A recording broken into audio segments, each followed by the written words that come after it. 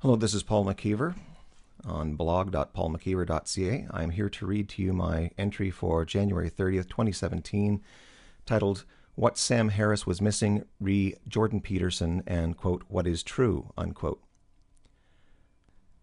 One thing that will be interesting for me is if anyone can point out to me what I am missing about your argument thus far, because you're reacting to me like there is something that you are saying that makes sense, that I'm not seeing, that does actually nullify the import of the kinds of toy examples I have been putting forward, and I don't see it, unquote. Such was the way in which neuroscientist and author Sam Harris summed up his January 21, 2017 conversation with University of Toronto clinical psychologist and professor Jordan Peterson. The following sets out what I believe Harris was missing and what Peterson was not making explicit, in the hope that Harris and Peterson can, with a better understanding of each other's assumptions, continue what promised to be an interesting conversation. Backgrounder. On the January 21, 2017 edition of the podcast Waking Up with Sam Harris number 62, titled What is Truth, Harris, starting at about 25 minutes and 6 seconds into the recording, had intended to cover a wide range of topics with Peterson, such as religion, science, atheism, the foundations of morality, meaning, Peterson's interest in mythology and fear of nihilism, but the two soon found themselves involved in a discussion about the nature of truth. After spending the last 3/4 of the conversation discussing the nature of truth, Harris, quote, pulled the brake, unquote, on the conversation. He said it would be difficult to move on to discussing the relation between scientific truth and moral truth without first understanding one another's position on the nature of truth. Hoping to find out what he was, quote, missing, unquote, in Peterson's position on truth, to find out why Peterson would not agree to certain claims that Harris thought to be obviously and indisputably true, he asked listeners to provide him with feedback, helping him to find out what went wrong in the conversation. In what follows, I provide an overview of what Harris and Peterson said, followed by my understanding of what Harrison was missing, and how the conversation ended up getting bogged down in a protracted effort by Harris to understand Peterson's objection of Harris's theory of truth. The essence of the explicit disagreement between Harris and Peterson concerned the issue of whether the truth or falsity of an idea depends upon the moral value, in other words, the good or evil, of the idea. On Harris's view, an idea is true if it corresponds to the facts of reality, and the moral goodness or evil of the idea has no bearing on its truth or falsity. The good is a species of the true. On Peterson's view, an idea is true only if it is morally good. The true is a species of the good. Hence, Peterson's characterization of the two men's respective positions on truth.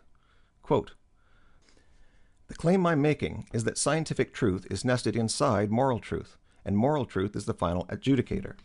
And your claim is no, moral truth is nested within scientific truth, and scientific truth is the final adjudicator. Unquote. The following exchange between Harris and Peterson confirmed Peterson's characterization of the dispute. Harris, quote, you clearly have to have a conception of facts and truth that is possible to know, that exceeds what anyone currently knows and exceeds any concern about whether it is useful or compatible with your own survival even to know these truths, unquote. Peterson, quote, well, then I would say that I don't think the facts are necessarily true, so I don't think that scientific facts, even if they are correct from within the domain that they were generated, I don't think that that necessarily makes them true, unquote. Harris, quote, the truth value of a proposition can be evaluated whether or not this is a fact worth knowing or whether or not it is dangerous to know, unquote. Peterson, quote, no, but that's the thing I don't agree with, because I think that's the kind of conception of what constitutes a fact that does in fact present a moral danger to people, a mortal danger to people. And I also think that's partly why the scientific endeavor, as it's demolished the traditional underpinnings of our moral systems, has produced an emergent nihilism and hopelessness among people that makes them more susceptible to ideological possession. I think it's a fundamental problem, and I do believe that the highest truths, let's put it that way, the highest truths are moral truths. I'm thinking about that from a Darwinian perspective, unquote. I will explain below that I do not believe the essential disagreement between Harris and Peterson was the explicit one indicated above. The essential disagreement, which remained largely implicit and unexpressed, was much more fundamental. Peterson's expressed views on truth. To understand how Harris and Peterson got bogged down on a discussion about the nature of truth, it is important that the reader first understand the various aspects of Peterson's relatively complicated view on the nature of truth, to the extent that they were explicitly identified during the conversation. Only then will the reader be able to appreciate what was missing from the conversation, to appreciate what omissions resulted in Harris's confusion with Peterson's rejection of Harris's theory of truth. On Peterson's stated theory of truth, an idea can be thought to be true or false at a micro or proximal level, for example at the level of a scientific experiment or at some other level that does not take the morality of the idea into account, yet actually be false or true at a macro or distal level that includes a consideration of whether the idea is pro-survival or anti-survival, in other words, good or evil. As Peterson put it, quote, "Something can be true at one level of analysis and not true at another. That happens all of the time. That's what a white lie is," unquote.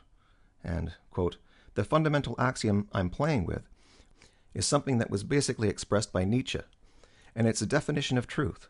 And so I would say, if it doesn't serve life, it's not true," unquote.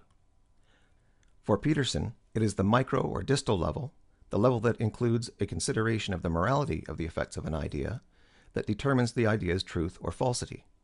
For Peterson, the standard of moral truth, in other words, the idea of goodness of an idea, is that the effect of the using or acting upon the idea is ultimately pro-survival of the individual or of a number of individuals or of all humanity.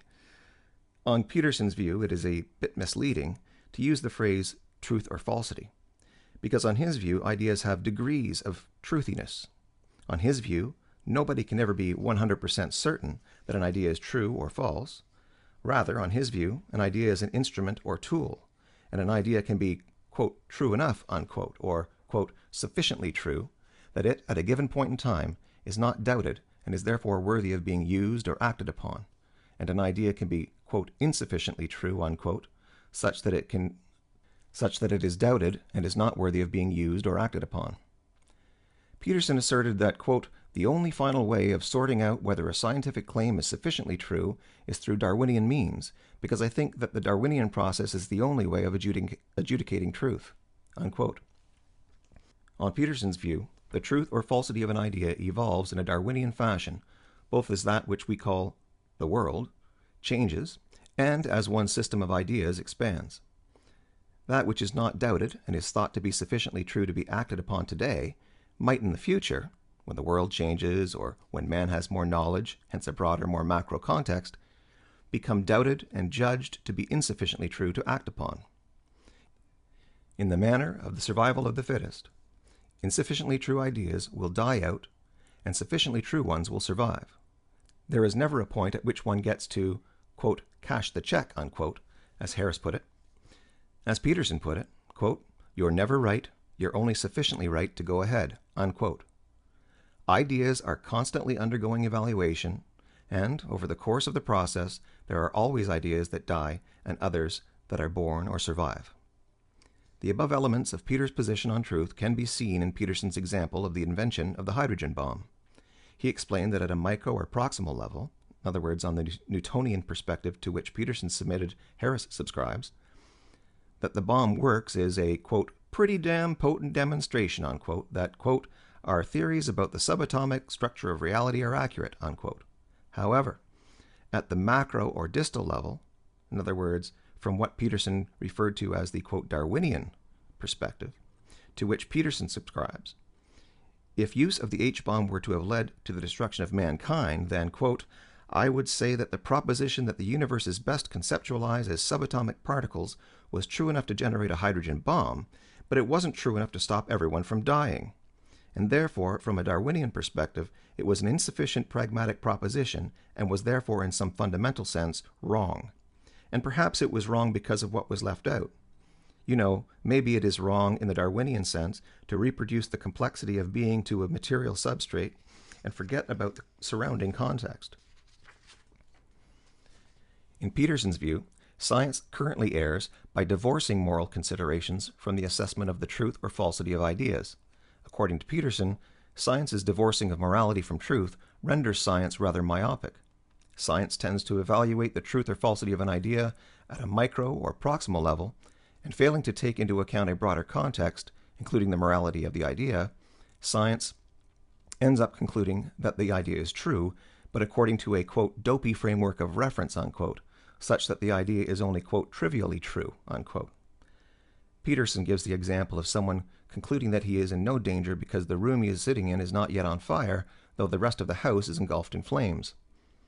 The myopia results in a manner of doing science that could lead society blindly to pro-survival or anti-survival consequences. Why the Harris-Peterson conversation got bogged down. The unstated. Harris appeared, at least at many points in the conversation, to understand what Peterson was asserting about science and truth. It was clear also that Peterson understood Harris's theory of truth, which was relatively straightforward. One might rightly say that the theory of truth to which Harris subscribes is the common, widespread, common-sense notion of the nature of truth. Thus, the conversation did not bog down in a discussion about the nature of truth because of a failure on either man's part to understand what the other man was explicitly asserting. Rather, the duration and repetitiveness of the conversation was due to an apparent inability on Harris's part to understand why Peterson holds the view he holds about the nature of truth, why Peterson does not accept the absolute truth of a proposition that seems indisputably or certainly true on Harris's theory of truth. This was made clear by Harris's ongoing, time-consuming, and repetitive but failed attempt to get Peterson to accept that something can be true whether or not it is pro-survival, whether or not it is good, independently of moral considerations. Harris's attempt took the form of presenting Peterson with a series of scenarios, each containing a proposition that Harris regarded to be clearly, obviously, certainly, and indisputably true, and asking Peterson in respect of each scenario to admit the truth of the proposition. Peterson never bit the hook.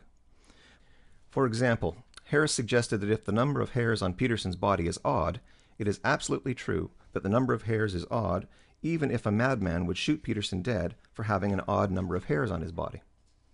Peterson disagreed. If having an odd number of hairs would result in Peterson's murder, then it is not sufficiently true to act on the proposition that Peterson has an odd number of hairs.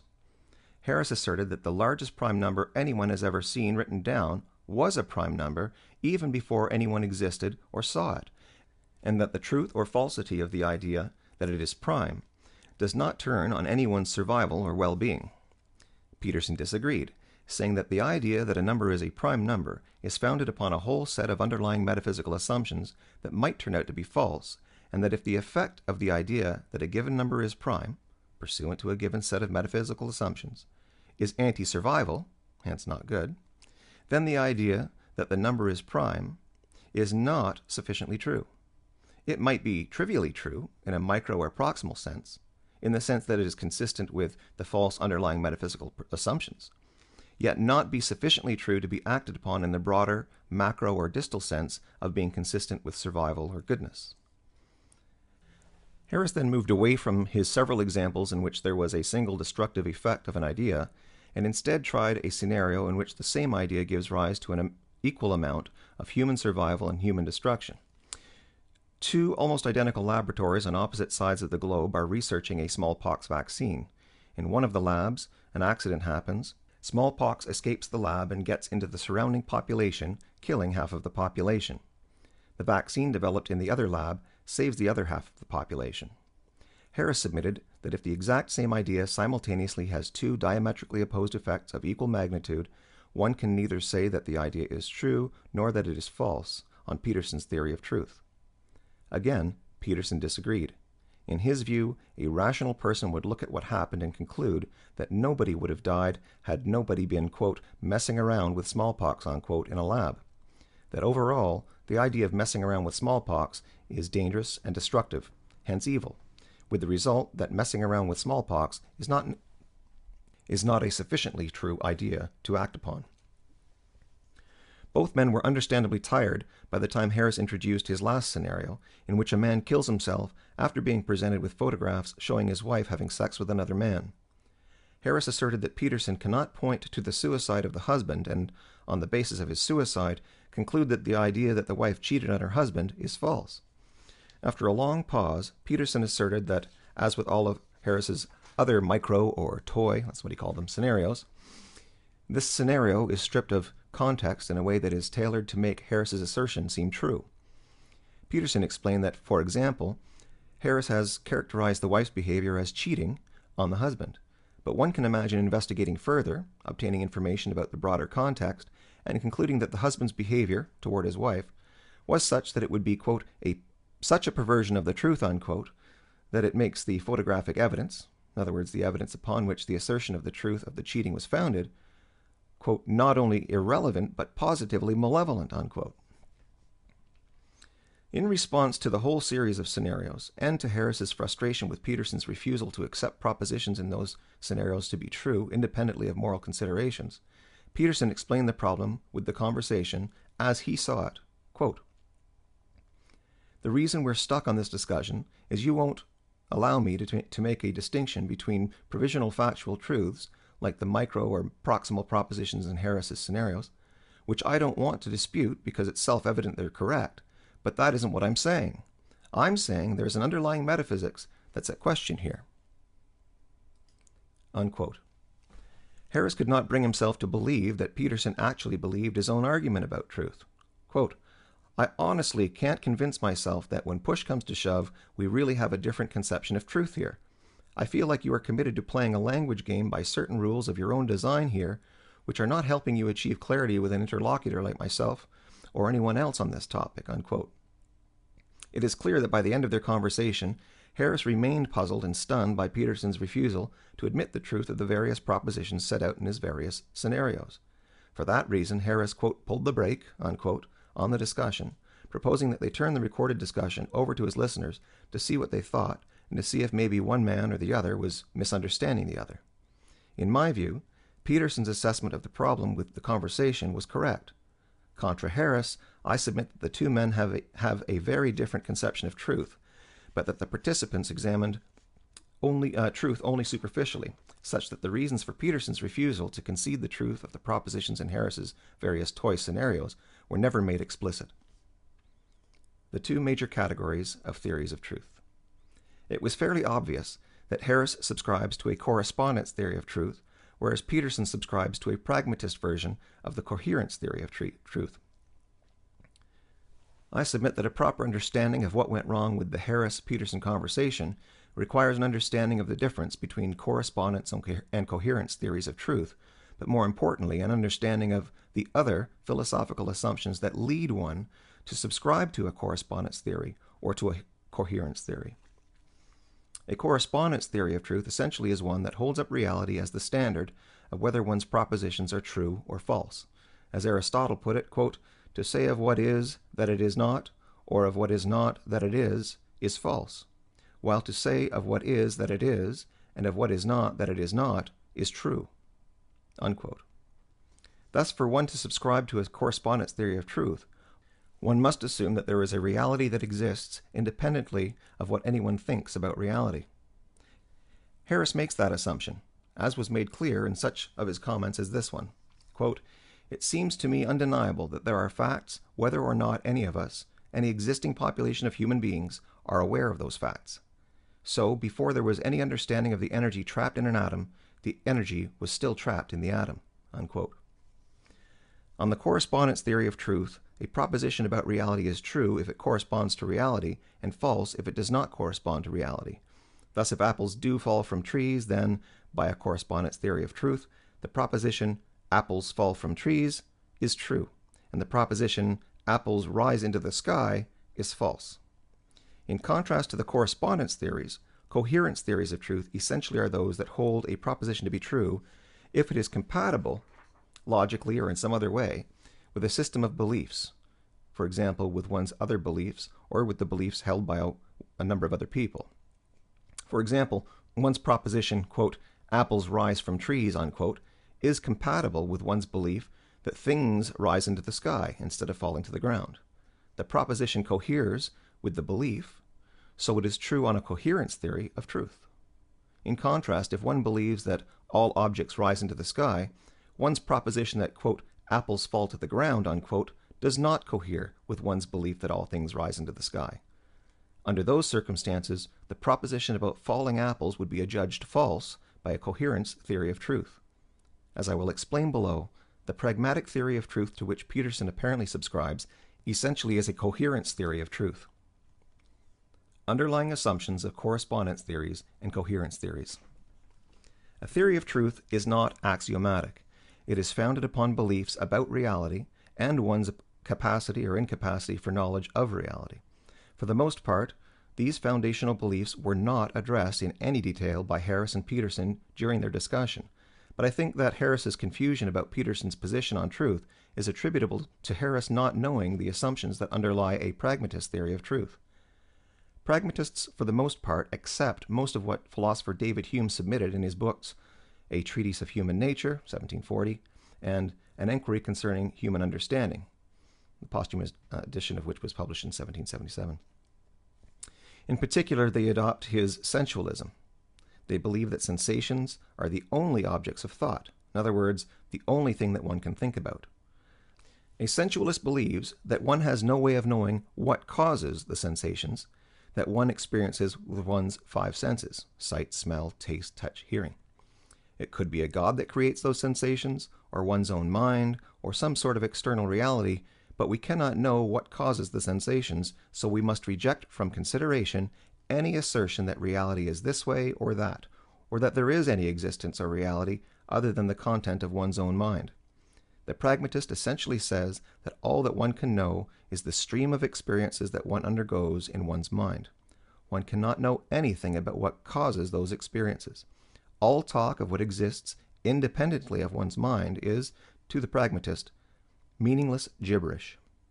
In the pragmatist's view, it is unscientific to think or speak of, quote, external reality, unquote, or anything other than the content of one's own mind. In the pragmatist's view, there is no separation between the thinker, in other words, the subject, and the thing about which one thinks, in other words, the object of his thought. One thinks not about the world around one, but about the content of one's mind, about the stream of sensations one experiences. It follows that a pragmatist's theory of truth cannot be one in which the way things really are out there independently of me is the standard for deciding whether a proposition is true or false. There is no out there. All that one can be aware of is what is in here, in one's mind. Hence Peterson's statement that, quote, there is a claim inside Darwinian thinking which was recognized by all of the pragmatists, who were very, very smart people, that there's a truth metaphysic nested in Darwinian theory, which is that you don't have access to the truth, even if you think you have.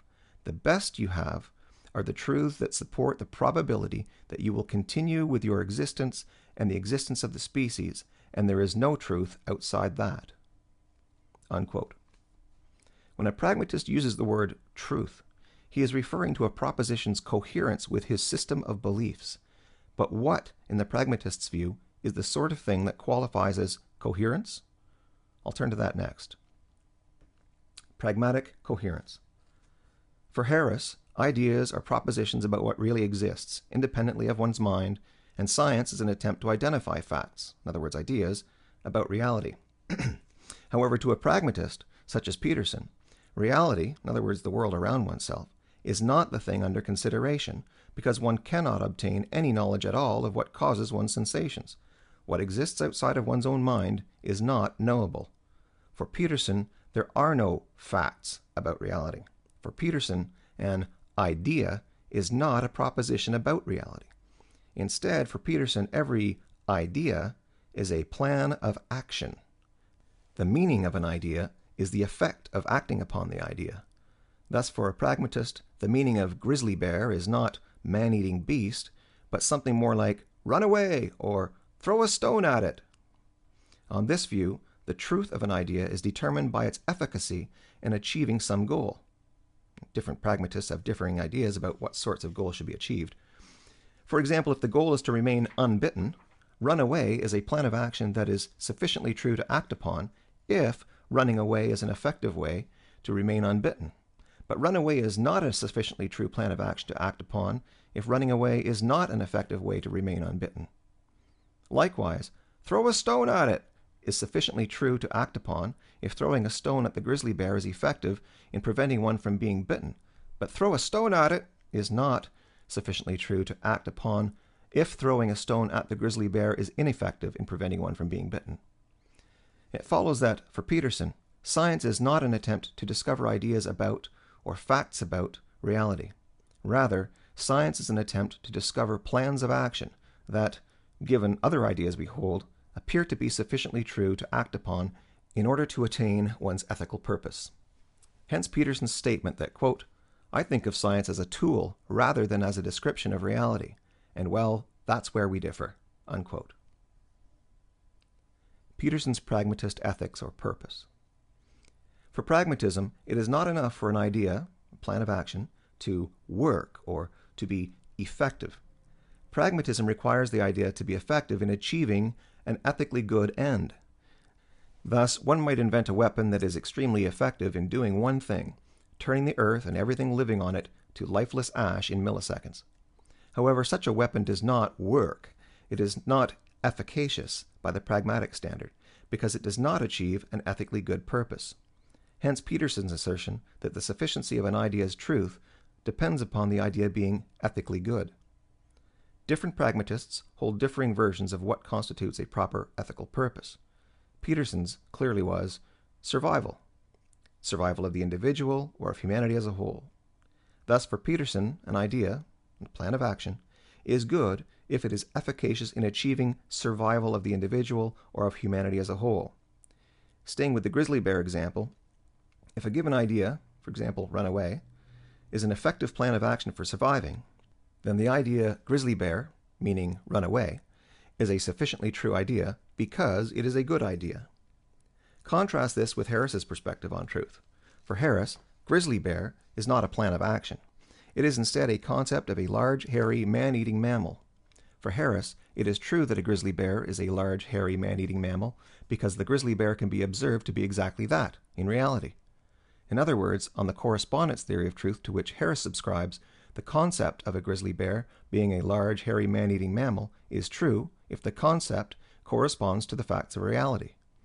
If grizzly bears, independently of what anyone thinks of them, really are large, hairy, man-eating mammals, then the concept in one's head, in other words, large, hairy, man-eating mammal, is true because it corresponds to the facts of reality.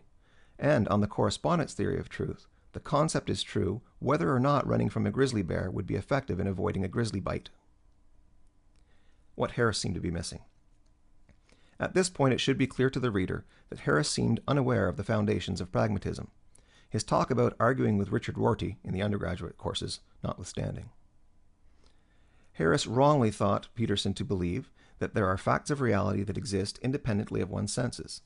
Peterson rejects the very idea that one can even consider any reality other than the experiences in one's own head. Harris wrongly thought that Peterson views ideas and propositions as ideas and propositions about reality, about the world around one. Peterson views ideas not as claims about what exists in reality, but as plans of action. Harris wrongly thought that Peterson views the role of science as the endeavor to discover the facts of reality. Peterson views the role of science as the discovery of plans of action that are effective in achieving the ethical purpose of surviving. Harris could not understand Peterson's refusal to admit the truth of propositions independently of moral considerations because pragmatism is founded upon a whole lot of premises that Harris apparently is unaware of and that were not discussed explicitly during the Harris-Peterson conversation. In other words, as Peterson asserted, quote, "I think we're differing on something fundamental. To me, it's obvious that we're approaching this from, I would say, almost different ontological perspectives." Unquote. Looking forward to round 2. It's my hope, of course, that the preceding explanation will help Harris and Peterson to see why and how their conversation got stuck on the question of the nature of truth. Armed with a common understanding that the two men have very different views on reality, facts, ideas, and to what an idea must be true in order to be evaluated as true, or sufficiently true to be acted upon, I think that the two distinguished gentlemen could, in a second round of conversation, have a most enlightening and profitable experience. I, for one, look forward to it. To read this and other blog entries, visit blog.paulmckeever.ca. Thank you.